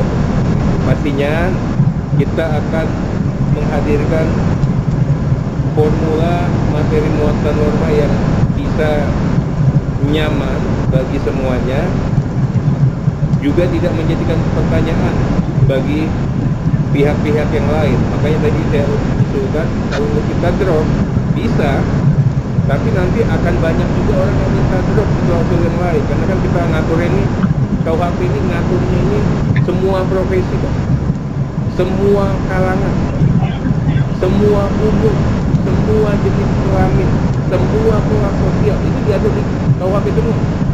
Jadi memang kita harus hati-hati. Advokat kita berikan, nanti yang di jasa konstruksi minta lagi, yang di sini undang-undang kesehatan, tenaga medis dan perawat minta lagi, dan sebagainya. saya lebih menyarankan ya tadi ya, dan kita bisa kalaupun mau dirubahnya dengan cara-cara yang sangat hati-hati, dan kalaupun memang harus di-drop tentunya ada penjelasan, karena mensosialisasikan yang sudah jelas saja ini masih sulit di masyarakat. Nah, mungkin itu sebagai tambahan, Pak Moderator. Terima kasih, Bang Arteria. Ya, saya sih senang ini masih ada ruang buat nanti dikaji lagi. Ini ada pertanyaan lagi nih. Kalau ini 281, jadi menarik Bang Arteria bahas 281. Ada pertanyaan dari Daniel Pardede. Salam hormat, pertanyaan jam 3.01. Salam hormat untuk para pembicara, izin bertanya. Terkait pasal 281 huruf A RUU KUHP, tindakan-tindakan mana saja yang termasuk tidak mematuhi perintah pengadilan? Apa dengan tidak melaksanakan isi putusan bisa juga disebut sebagai tidak mematuhi perintah pengadilan berdasarkan pasal 281 huruf A? Tadi yang menarik catatan dari saya, Bang Arteria bilang bahwa 281 itu berlaku universal. Betul. Contempt of court itu ada di mana-mana. Betul. Dan saya juga setuju bahwa itu ada. Tapi dari pertanyaan ini malah lebih menarik lagi. Kita sama-sama, ya saya sama beberapa teman-teman, banyak teman-teman menyadari bahwa perkara perdata di Indonesia itu seringkali tidak terlalu efektif dan sulit. Karena beberapa orang bahkan membiarkan saja perkaranya sampai nanti nyampe di Supreme Court, sampai di Mahkamah Agung. Penetapan-penetapan yang ada pun kadang-kadang sulit sekali dilaksanakan.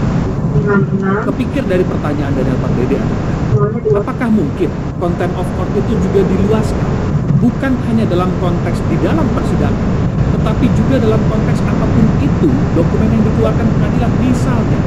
Misalnya kita minta hakim pengadilan perdata memanggil saksi dan ada panggilan saksi. Nah, bisakah itu termasuk contempt apabila itu diluaskan? Dia tidak hadir. Berikutnya lagi, misalnya ada penetapan yang dikeluarkan dalam sebuah perkara, apa misalnya? Nah, tapi tidak dilaksanakan oleh pihak yang berperkara atau yang kena pengaruh dalam bisakah pasal ini diperluas untuk berlaku untuk mereka? Tujuannya agar komplain, agar pendapat dari banyak pihak, juga pihak-pihak luar negeri itu bisa semakin positif terhadap penegakan hukum perdata Indonesia. Itu terus terang lemah karena instrumen untuk menegakkan, mengeksekusinya tidak. Dapat dari Medi dan teman-temannya.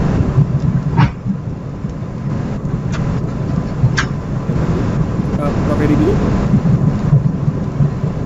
Ya, terima kasih Mas Andi. Sebetulnya kalau kita lihat dalam konstruksi pasal 281 mengenai contempt of court, maka secara primer contempt of court memiliki dua bentuk. Contempt of court di dalam pengertian yang sangat luas itu termasuk tidak melaksanakan putusan pengadilan. Itu sangat luas sekali. Termasuk juga di dalamnya itu adalah obstruction of justice, tindakan menghalang-halangi proses persidangan apapun itu, baik di dalam di dalam konteks perdata maupun konteks pidana. Oleh sebab itu ketika kita berbicara misalnya dalam kata yang existing, jadi misalnya pasal terkait penghilangan barang bukti, kemudian pasal terkait menyatakan kesaksian palsu di depan persidangan, itu pada hakikatnya itu masuk dalam contempt of court di dalam arti yang luas, apapun bisa. Karena apa? Karena sebetulnya contempt of court atau penghinaan terhadap pengadilan ada dua hakikat di sana. Yang pertama adalah ini adalah lembaga yang memang harus dihormati, lembaga peradilan, tempat orang mencari keadilan di sana. Dan yang kedua sebetulnya dalam menggali kebenaran material itu memang harus dilakukan dengan fair, dengan sungguh-sungguh. Sehingga mengapa dikatakan bahwa obstruction of justice di dalam konteks contempt of court itu merupakan bagian dari contempt of court itu sendiri. Kalau kita lihat dalam konteks pasal 281 sebetulnya memang apapun produk pengadilan itu harus dilaksanakan dan harus dihormati, karena pada hakikatnya ketika dia juga melaksanakan putusan pengadilan termasuk di dalamnya adalah penetapan pengadilan, pada hakikatnya dia menghina pengadilan itu sendiri. Nah, itu dalam konteks pasal 281. Yang kedua memang benar Mas Andi, itu sangat dirasakan ya, apalagi dalam konteks DPN. Kalau dalam konteks peradilan tata negara itu sering disebut dalam teori putusan itu sebagai voting decision. Jadi putusan yang bersifat mengantar, ya. Jadi nggak tahu apa konsekuensinya. Apalagi tadi dikatakan juga oleh Mas Adi, misalnya dalam konteks perdata itu biasanya ya sesama lawyer tahu lah ya bagaimana caranya berupaya untuk menghalang-halangi eksekusi itu. Jadi apa ada gugatan lain dan lain sebagainya, ini yang kemudian sekarang sedang disusun oleh pemerintah terkait RUU hukum acara perdata. Kita menghindari hal-hal yang seperti itu. Jadi betul-betul memang itu harus dihormati. Termasuk juga benar yang dikatakan oleh Mas Andi tadi. Memang ada perbedaan mendasar antara peninjauan kembali di negara kita dan di negara-negara yang lain. Jadi sekarang ini, dan bukan sekarang ini, sudah lama lah 20 tahun terakhir ini, orang itu melihat peninjauan kembali sebagai peradilan tingkat depan. Jadi ya orang di PN juga orang nanti di PT, kalau PT kasasi kita bisa tinggal, padahal sebenarnya tidak demikian. Itu mengapa sampai di dalam di dalam konteks peninjauan kembali itu dikatakan sebagai great forward media, upaya hukum yang amat sangat luar biasa. Ini yang kemudian nanti akan dibicarakan baik di dalam hukum acara perdata maupun hukum KUHP, bahwa kita harus sudah bisa menyamaratakan konteks peninjauan kembali dengan negara-negara yang lain, bahwa ada seharusnya kita makin ke atas beban perkara itu makin kecil. Yang diperiksa oleh Mahkamah Agung sebenarnya kan ibarat lucu, tetapi yang terjadi di Indonesia kan tidak. Perkara dari bawah ke atas itu ibarat paralon lurus saja ke atas. Kenapa? Karena distrust kan terhadap dunia peradilan. Jadi oke lah kalau di PN kan PT tidak, nanti kasasi kok masih bisa ada PK. Ini yang sebetulnya harus dihindari, sehingga aturan PK itu harus diperketat. Itu yang pertama, dan yang kedua, mekanisme PK yang terjadi di negara lain itu harus kita adopsi, bahwa namanya peninjauan kembali sebagai suatu voting legal alat hukum amat sangat luar biasa. Dimanapun yang namanya majelis PK di dunia ini itu tidak diperiksa oleh 3 orang hakim, tetapi mekanisme PK yang terjadi di Mahkamah Agung, di Hokrat, di Supreme Court itu diperiksa oleh seluruh hakim agung minus hakim yang memutus itu pada tingkat kasasi. Jadi kalau kita katakanlah di Indonesia ini ada 57 hakim agung, kalau misalnya ada putusan hakim ABC itu, putusan kasasi itu dimintakan PK, maka ABC itu tidak akan memeriksa pada peninjauan kembali, tetapi seluruh hakim akan memeriksa itu pada peninjauan kembali. Itu yang sebetulnya seperti itu. Mengapa demikian? Karena PK ini akan merubah putusan yang telah berkekuatan hukum tetap. Jadi tidak main-main. Itu kemudian ini kita tahu persis MK tiba-tiba mengeluarkan putusan bahwa PK bisa dipidana 1 tahun.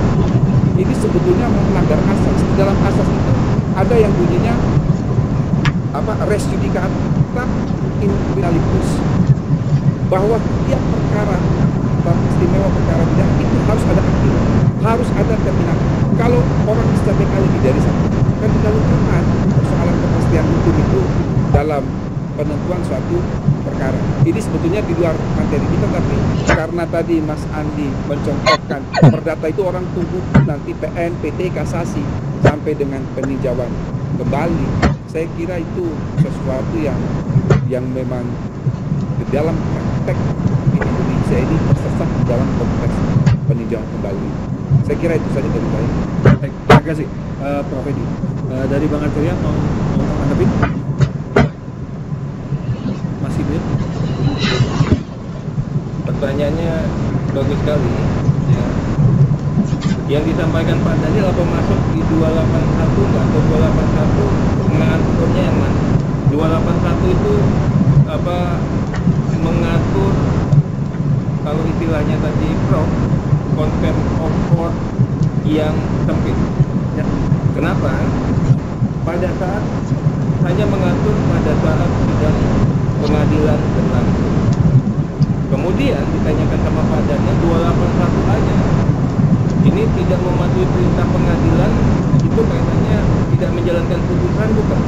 Kalau di ayat A ataupun yang lain itu tidak mematuhi perintah pengadilan yang dikeluarkan untuk kepentingan proses pengadilan yang bersangkutan. Jadi pada saat satu kasus yang sedang diperiksa oleh hakim sempit sekali. Nah, bagaimana yang lain? Yang lain itu kita larikan waktu kita Sudah, Bang.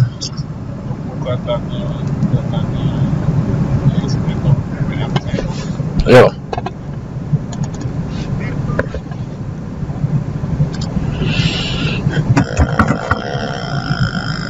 kenapa mengenai panggilan semuanya tuh harusnya di situ di kampungnya. Nah memang kalau saya mau lihat dan kita mau jujur nih bro, ternyata yang secara meluas yang Prof sampaikan tadi tidak sepenuhnya diakomodir, karena di 284 itu tegas dikatakan ya, dipidana setiap orang yang mencegah, merintangi, menggagalkan secara langsung tidak langsung proses pengadilan. Nanti timbul lagi pertanyaan Pak Daniel. Yang dimaksud dengan proses pengadilan itu dalam proses perkara aku atau proses ya dijalankan. Memang ini menjadi catatan, ini hebatnya advokat ya, makin banyak pengayaan kita pada saat pertemuan ini. Nah ini bisa kita lakukan penambahan nanti. Jadi bab 6 di buku di tindak pidana terhadap proses peradilan ini mengatur dua. Yang satu mengenai content of court dalam arti sempit, dan yang kedua adalah obstruction of justice. Saya hanya mengatakan begini, karena pada saat kita bahas itu, kalau ingat ya nanti ya, ini ada beberapa hal. Begitu kita bicara advokat, disesuaikan dengan undang-undang advokat, spirit advokat. Lalu kemudian yang kedua, begitu kita bicara rehabilitasi dan sebagainya, sudah dihadirkan. Lihat pasal 21 undang-undang korupsi KPK. ya. Nah, bicara proses in detail, sampai kita dikatakan bahkan waktu kemarin, ini kan kita lagi membuat proses nah, bila kita hadirkan di situ, bahkan tegas, ini kan cuma general ini RKUHP, nanti masih dapat mengatur lebih lanjut secara komprehensif, secara detail di undang-undang spesialis. Advokat aturlah di undang-undang advokat, yang lain atur di mana. Itu waktu itu pembicaraannya seperti itu. Tapi tadi penjelasan kami atas pertanyaan Pak Dani itu ya seperti itu Pak Andi. Baik, terima kasih Bang Arcade. 284 itu sudah diatur obstruction of justice bahkan untuk perdata ya. Iya. Itu usulannya, yes. Ya. Kalau ini pendapat kami bahwa ya, pasal 281 itu sebenarnya cenderung diatur dalam hukum acara gitu. Artinya tidak bisa. Nah, karena yang dirugikan kalau orang tidak memenuhi perintah peradilan itu kan adalah orang yang tidak hadir dalam persidangan tersebut. Disinilah yang kami sampaikan tadi, kekeliruan ya, yang unsurnya ini akan sangat terpenuhi dalam setiap perbuatan advokat. Jadi di split sendiri advokat tersebut, perbuatan tersebut yang dibikin jadi unsur-unsur dalam pasal 281 itu akan sangat mudah terpenuhi ketika ini menjadi dipositifkan. Itu yang kita anggap menjadi mendelegitimasi daripada kualifikasi yang disebut dengan advokat sebagai profesi, bukan sebagai orang ya, karena di konstitusi profesi advokat adalah sebagai profesi. Jadi ini dalam ranah hukum acara, begitu Bang Andi. Mantap Bang Maharana. Oke, jadi ini kan kita ada di Zoom, webinar, ada juga di YouTube. Dari berbagai pertanyaan ini ada beberapa pertanyaan yang intinya sama, dan tadi sudah dijawab oleh Prof Edi, itu juga ya sama Bang Edi sama Bang Maharana. Jadi mereka bertanya, ini kok cuma advokat aja? Balik ke pasal 82, kok cuma advokat aja sih yang diatur di pasal 282, yang lain bagaimana hakim, jaksa dan segala macam. Jadi kita kasih tahu ke peserta, tadi sudah dijawab oleh Prof Edi juga, Bang Edi juga, Prof Edi bahkan menyatakan secara pribadi ya memang itu terkesan diskriminatif, dan Prof Edi bilang akan melakukan sesuatu, kita tunggu aja apa yang bakal dilakukan nantinya ya. Mudah-mudahan jawab ya, udah 5 kali saya minta Prof Edi mudah-mudahan jawab. Oke, tapi ini kembali ke Bang Arteria Dahlan. Pasal 284 itu bagus gitu ya, itu memang obstruction of justice, tapi jangan lupa kalau kita lihat penjelasannya di dalam pasal 284 itu RUU KUHP. Obstruction of justice yang dimaksud itu adalah proses peradilan, proses penyidikan, tuntutan dan pemeriksaan di sidang peradilan. Artinya itu akan diartikan hanya di perkara pidana. Nah, apakah mungkin itu diperluas ke perkara perdata? Tujuannya satu. Kalau saya mau diatur di undang-undang mana pun terserah. Tapi kasihlah wibawa lebih kepada proses persidangan perdata itu, agar orang kalau membuka perdata jadi ada takutnya kalau sampai dia tidak melakukan perintah peradilan. Jangan orang gampang, kayak tadi kata Prof Edi, udah kita naik aja banding, kita naik kasasi, kita ajukan perintah tanpa ada hal-hal terobosan seperti ini. Perdata itu sekarang ya terus terang aja di kalangan teman-teman advokat sekarang ya, daripada gudang perdataan prestasi, cari aja kreditur lain, PKPU aja, mainin aja, akhirnya kan jadi begitu. Itu fakta di lapangan. Kenapa? Karena mereka merasa perdata lama gitu. Udah lama nggak ada sanksi yang clear. Oke, nah ini sudah hampir jam 4. Saya wajib memberikan kesempatan bagi masing-masing pembicara, buat Bang Arteria, Prof Edi dan Bang Harap untuk closing statement. Masing-masing mungkin 1-2 menit. Saya persilakan dari Bang Arteria dulu.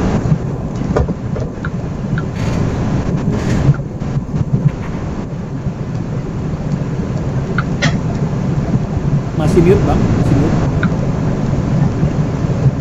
Ya, pada akhir kata kami ucapkan banyak terima kasih atas perhatian, atensi, niat baik teman-teman Peradi SAI di bawah kepemimpinan Pak Juniper yang membantu kami untuk lebih mencermati pasal-pasal di dalam RUU KUHP yang sedang dan akan kita finalisasi.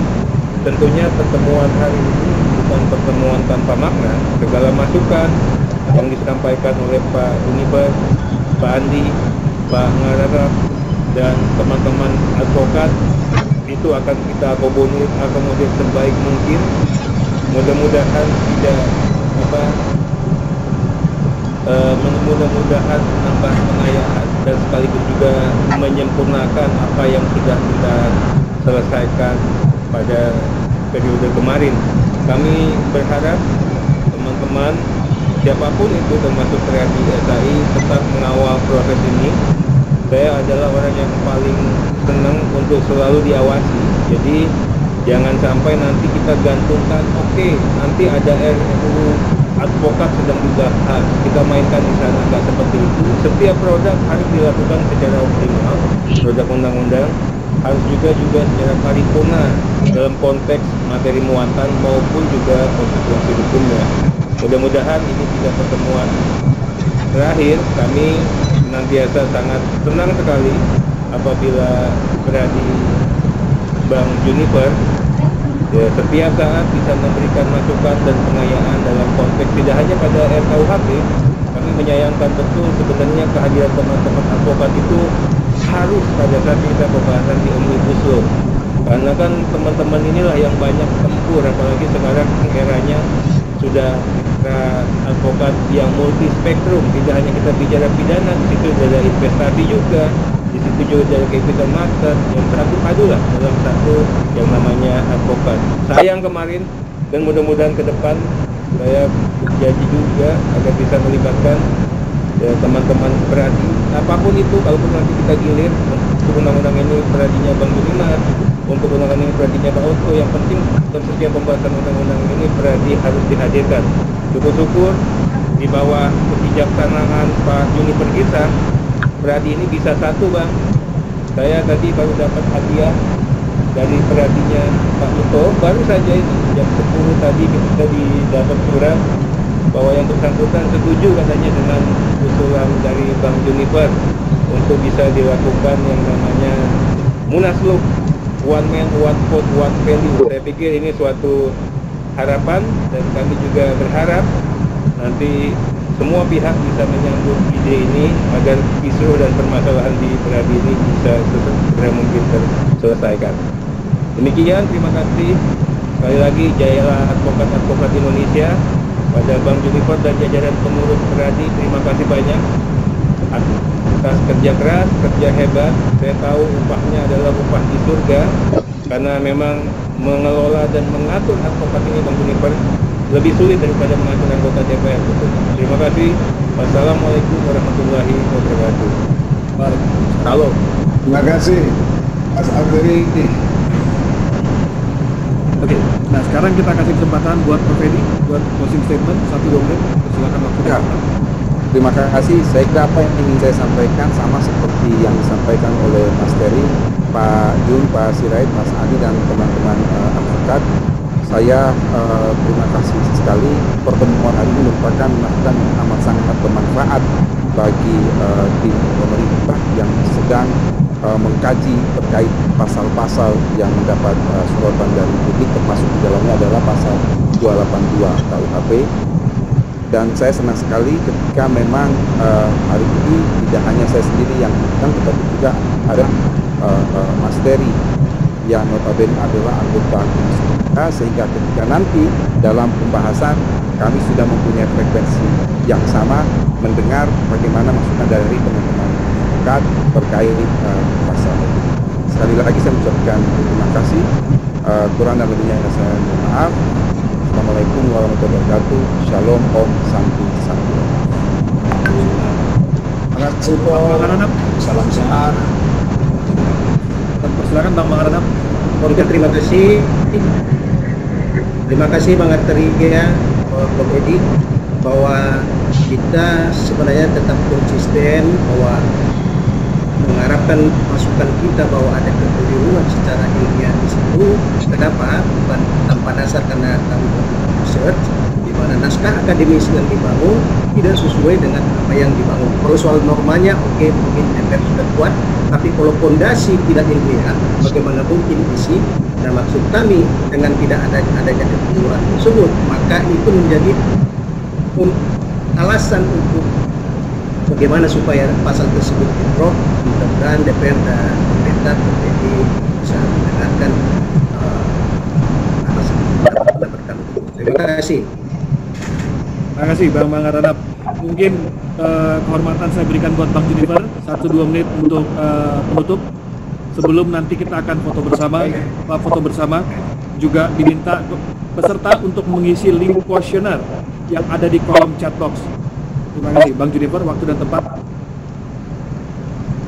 Baik, terima kasih Saudara Andi, terima kasih Prof. Edi, Bung Arteri. Ya, webinar ini begitu banyak masukan dan kami juga baru sadar pasal-pasal yang begitu bergantung kepada profesi advokat banyak yang harus kita diskusikan. Ya, jadi mohon maaf, memang kita ini baru sadar juga pembahasan RUU KUHP ini menyentuh kita dan kemudian memposisikan kita begitu terjepit. Ya, jujur saya katakan begitu terjepit. Banyak tadi analisa dari Arteri, demikian Prof. Banyak juga sebetulnya masukan kita yang segera kita masukkan kepada DPR, demikian juga kepada Prof. Edi. Masukan itu mudah-mudahan itu menjadi perbaikan, dan sekali lagi kami mendukung RUU KUHP ini diberlakukan, namun perlu dan penting juga harus evolve. Jadi jangan nanti istilahnya Arteri tadi katakan ini ke MK. Memang kasihan, undang-undang di Indonesia ini terlalu banyak diproses di MK. Kasihan DPR, demikian juga biaya yang sudah dikeluarkan kemudian dibentangkan di MK. Ini yang kami khawatir, supaya efektif undang-undang itu tidak menjadi bermasalah apabila diberlakukan. Sekali lagi, atas nama Ketua Umum DPR Pradi, saya ucapkan terima kasih kerjasama seluruh anggota advokat yang sudah mengikuti, dan permintaan anggota-anggota yang selama ini mempertanyakan ekstensi kita dan sikap kita. Sudah kita katakan bahwa kita akan mencoba membahas bagaimana 282 ini minimal bisa direvisi, tidak menjadi dikriminalisasi advokat. Terima kasih.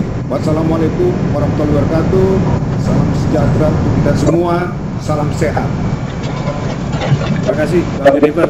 Mungkin sekarang kita waktunya foto bersama dari tim IT Asia. Mohon dibantu. Ya, mohon izin